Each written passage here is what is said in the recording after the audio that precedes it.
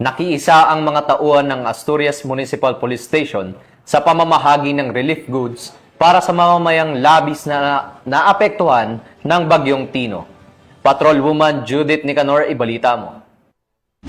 Nakiisa ang kapulisan ng Asturias sa pamamahagi ng relief goods para sa mga pamilyang naapektuhan ng Bagyong Tino. Katuwang ang lokal na pamahalaan ng Asturias nito lamang ika-9 ng Nobyembre taong kasalukuyan.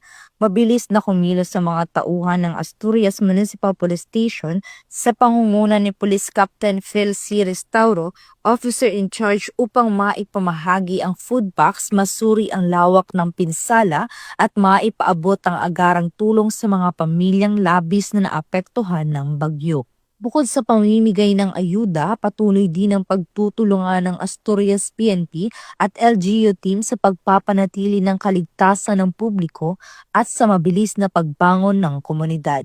Mula sa clearing operations hanggang sa pagtulong sa mga apektadong residente, walang tigil ang bawat unit sa kanilang operasyon simula pa noong unang araw ng kalamidad.